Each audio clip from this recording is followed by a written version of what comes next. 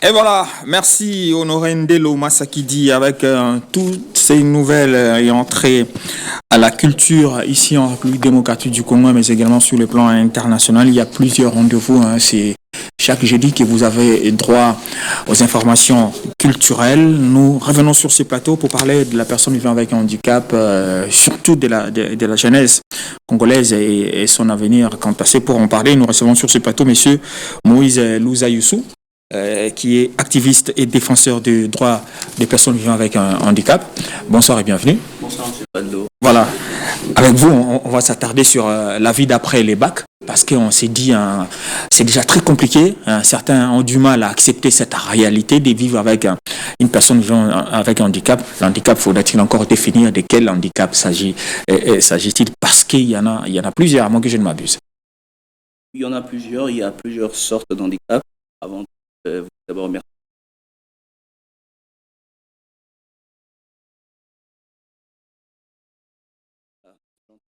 Dans les sujets, il y a plusieurs sortes, plusieurs types d'handicap. Il y a l'handicap moteur et l'handicap sensoriel, l'handicap psychique, l'handicap mental.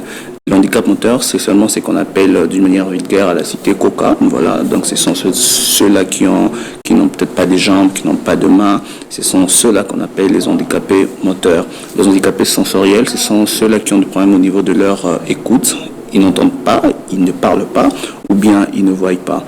Et l'handicap physique, ça arrive au même qu'un handicap moteur. Et puis il y a aussi l'handicap psychologique, ça veut dire qu'il a un problème avec son mental. Voilà. Voilà, donc dans tous ces cas, tous ces gens, il y a des écoles bien spécifiques qui les accueillent quand même, ces écoles-là font de sorte que ces derniers vivent comme tout être humain malgré leur handicap. Justement, il y a des écoles, c'est même pour ça qu'on parle de la vie après le bac, de la jeunesse de personnes vivant avec handicap. Déjà, je commence par une petite rectification qui n'est pas très vraiment connue. Actuellement, on ne parle plus de personnes vivant avec handicap puisqu'on suppose, on pense que le handicap n'est pas un virus. Donc, quelqu'un qui a l'handicap, l'handicap c'est défini par rapport à une situation donnée. Ça veut dire que si quelqu'un a sa chaise roulante, la personne est handicapée moteur, mais s'il doit arriver dans un local qui se trouve dans un bâtiment au 4e niveau, s'il y a l'ascenseur, on pense que cette personne est handicapée. Il va prendre l'ascenseur. D'ailleurs, aujourd'hui, il est exigé ou bien obligé, même en termes de construction, de penser aussi mettre l'ascenseur à ces gens-là. Ce qui a fait en sorte que d'après la Convention relative des Nations Unies des droits de personnes avec handicap, ils ont rectifié cette appellation-là. On ne parle plus de personnes avec handicap, on parle de personnes handicapées. Parce qu'on dit que le handicap s'adapte à une situation ou une autre. Alors, par rapport à des écoles, c'est même ça aussi le problème, puisqu'on parle la vie après le bac. Donc le bac, on suppose que c'est la vie scolaire, ou bien on peut prendre ça même la vie académique. Il y a des écoles, comme vous venez de dire tout à l'heure, il y a des écoles spécialisées pour eux. Justement, c'est ça le problème qui fait même en sorte qu'après le bac, il y ait un problème. Dites-moi si on a une école spécialisée, je ne suis pas contre du tout, et je parle avec beaucoup de réserve. Oui, mais il faut qu'on dise les choses telles qu'elles sont. Telles qu'elles sont, ouais, sans pour autant heurter la sensibilité des uns et des autres. Oui. Parce que nous voulons faire comprendre à tous ceux qui nous suivent c'est quoi la réalité, même ceux-là qui vivent avec ces handicaps, pour qu'ils comprennent en soi comment être, parce qu'il y en a qui se gênent, qui se disent, qui pensent s'exclure de la société parce qu'ils se voient et se considèrent différents des autres, alors que ça ne devrait pas être le cas. En fait, il ne s'exclut pas dans la société comme telle, mais c'est le système en fait mis en place qui le met à côté. Quand on parle de l'éducation, par exemple, l'enseignement spécialisé. Écoutez, M. Valdo, on a une école, par exemple, une école que des aveugles. Ils sont qu'entre eux. Pendant un parcours scolaire, disons primaire et puis secondaire, ça fait 12 ans. Ils vivent entre eux. Et comment est-ce que vous voulez que cette personne puisse s'en sortir dans la société? Ils passent plus de temps à l'école qu'à la maison. Bon, ils ont leur vie à part, disons ça comme ça. Comment, lorsqu'il faut étudier, ils doivent être entre eux? Lorsqu'il faut travailler, ils doivent être avec tout le monde. Comment ça va se faire? Par quelle magie? S'il faudrait qu'ils soient dans la société avec tout le monde, il faudrait que dès le départ, qu'ils commencent déjà à vivre ensemble avec les gens. Parce que c'est justement cette intégration-là qui pose problème. Puisqu'on prend d'abord les cas des élèves sourds, par exemple, des écoles. Eux, ils apprennent avec la langue des signes. Ils ont leur méthodologie à eux. C'est comme un petit monde à eux. Et quand ils vont finir, comment ils vont rejoindre ceux-là qui ne maîtrisent pas la langue des signes? Alors que et directement, ils se disent qu'ils ont leur vie à eux à il part. faut leur créer une société, il faut vraiment leur créer Voilà, un donc travail dans donné, ces cas, il faut créer aussi des sociétés. Voilà, vous avez compris. Donc quand on a créé des écoles pour eux, ça veut dire qu'on doit aussi créer des sociétés pour eux. On doit créer des entreprises, on doit créer des hôpitaux pour eux, puisqu'on les a déjà mis à part dès le départ, d'après les systèmes éducatifs qu'on a ici. C'est vrai que je loue les efforts de l'EPST actuellement, en tout cas avec la gratuité et tout, mais il y a certaines choses qu'on doit parler. Peut-être les autorités ne savent pas. En tout cas, on doit les dire. Sentez-vous à l'aise. Oui. Sentez-vous à l'aise parce que quand il s'agit de la République démocratique du Congo et ses réalités, moi je veux qu'on se les dise, qu'on dise certaines choses haut et fort pour que ceux-là qui nous dirigent les comprennent, qu'ils ne prennent pas ça mal. Nous sommes pas en train de chercher à niveler les pays vers le bas, mais par contre, nous sommes en train de chercher à ramener tout le monde sur le même pied d'égalité afin de réfléchir ensemble, voir comment est-ce que nous pouvons marcher ensemble pour permettre à ce que les pays avancent également sans divergence, sans discrimination. Parce que ce que nous sommes en train de dire aujourd'hui concernant les personnes avec personnes handicapées, c'est une réalité. C'est une réalité. Regardez, c'est en train de peindre un tableau où quelqu'un qui a longtemps vécu dans un environnement X donné et maintenant il doit travailler, il doit se prendre en charge. Comment va-t-il s'y prendre parce qu'il a longtemps vécu loin, entre guillemets, des autres personnes dans la société? Justement, donc c'est même ça le mot. Donc on a commencé par là. La vie pendant le bac, c'est très compliqué parce qu'il y a deux mondes. Il y a le monde, entre guillemets, de valides et le monde des, entre guillemets encore, des invalides. Ce qui fait que ces symbioses-là, après, à la fin, ça pose problème. Aujourd'hui, dans le sport, ça semble bien marcher. Parce que dans le sport, aujourd'hui, on sent que ceux-là, ils sont ramenés, ils pratiquent les mêmes disciplines et certains sont même aidés par les valides. Je l'ai vu lors des 9e Jeux de la francophonie. Ici, je dirais, ceux qui avaient un problème de cécité, ils étaient quand même associés, permettez-moi les termes, aux valides, et ils pouvaient faire la course de 100 mètres ensemble, courir et faire la course de 200 mètres ensemble. Donc ça veut dire sans discrimination. Et après vous les voyez, ils sont vraiment aidés, ils vivent ensemble en communauté pour pratiquer leur sport. Oui, justement parce qu'on est en train, les mondes ou les pays est en train d'aller vers les développements, mais que ces développements soient des développements inclusifs. C'est même pour ça que nous, en tant qu'activistes de droits de l'homme, disons comme ça, on est en train de battre pour qu'il y ait cette inclusion. On a très longtemps confondu l'intégration et l'inclusion. L'intégration, c'est une autre chose par rapport à l'inclusion. L'intégration, c'est que on veut que tout le monde puisse être là, on crée un endroit, on les insère. Mais quand on les insère, c'est pour qu'ils fassent quoi? On n'insère pas seulement parce que tout le monde a droit, mais on insère pour que tout le monde fasse exactement la même chose, peu importe sa façon d'être ou sa condition physique. Alors, par rapport au bac, déjà que voir nous, en tant que personnes valides, arriver jusqu'à la fin des études, c'est vraiment pas facile. Donc, il y a beaucoup de réalités qu'on ne saura même pas énumérer le tout ici. Mais alors que les personnes vivant avec handicap, ces élèves ou ces enfants, ou bien même ces étudiants-là, qui font leur parcours académique ou scolaire, arriver jusqu'à la fin, mais c'est un parcours de combattants. C'est un parcours, puisqu'il y a déjà l'humiliation, il y a déjà la moquerie, il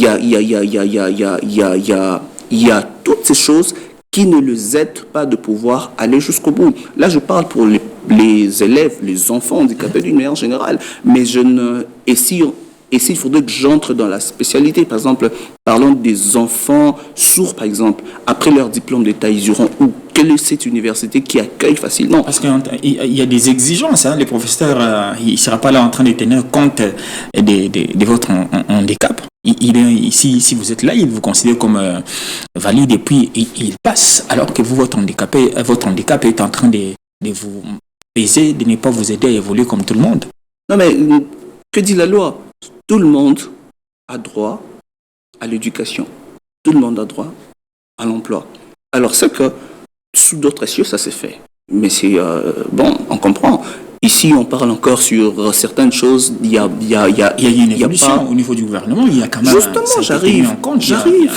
Tout un ministère dédié. J'arrive. Puisque même, il y a même les ministères de la santé a eu même à créer au niveau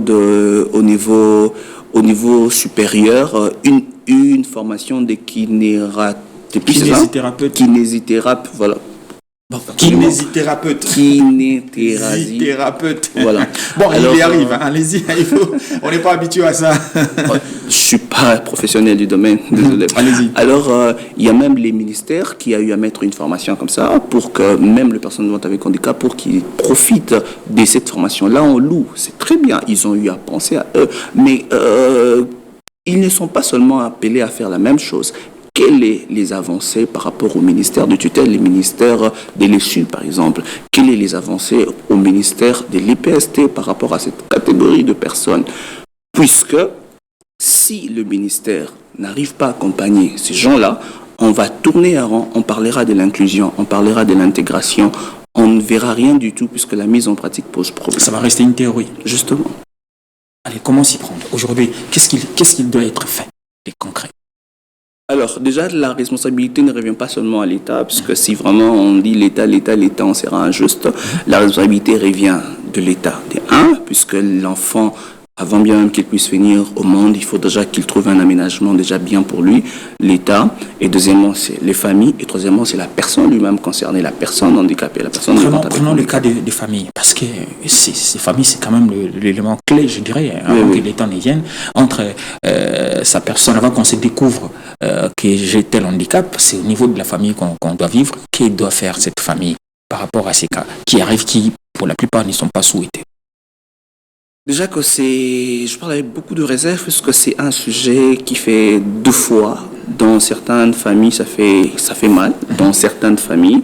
Et c'est pour ça qu'il faudrait qu'il y ait des gens pour aider la famille à faire comprendre et accepter même l'état de leurs enfants. Il faudrait que la famille commence déjà à accepter l'état de l'enfant dès le bas âge.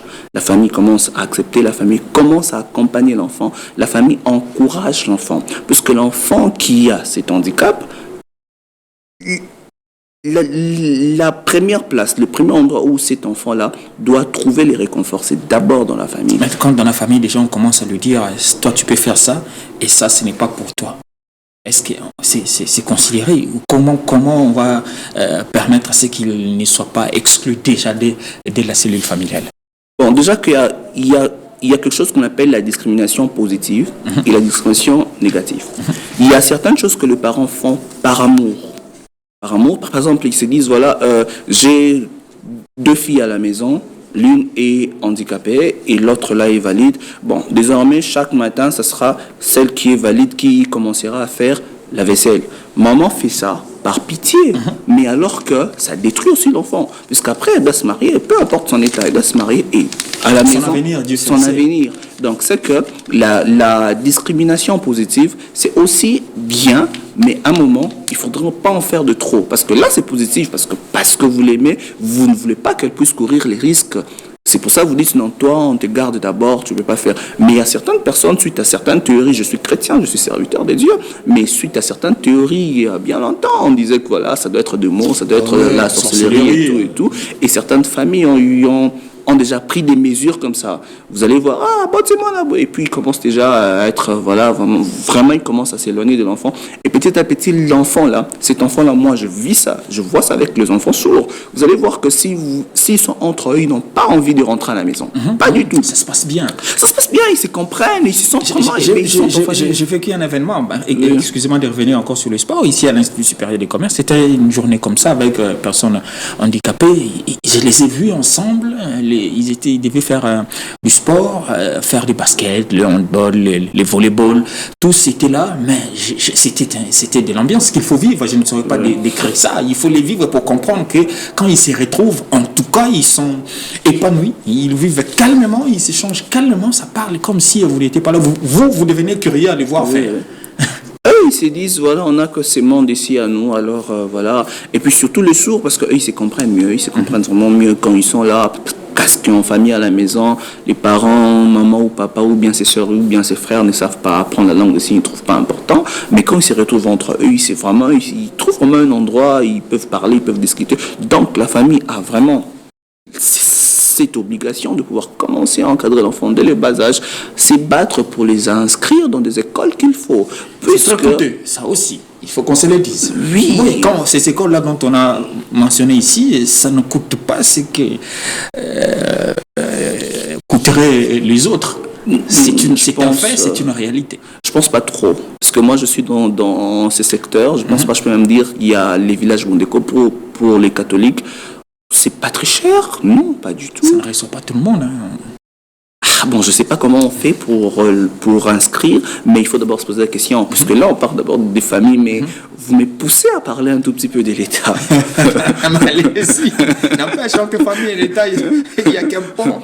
Parce que l'État doit également prendre ses responsabilités. Mais justement, bon, même s'ils mettent cher, parce qu'ils n'ont pas de concurrents. Et c'est clair. Qu'est-ce que l'État fait pour que ces enfants-là puissent étudier? Qu'est-ce que l'État fait pour qu'un enfant aveugle puisse... Il habite Lemba, il étudie à Lemba. Un enfant sourd habite à Matete, il étudie à Matete. Ils ont déjà des problèmes, des difficultés. Il y a des écoles sont très rares à trouver.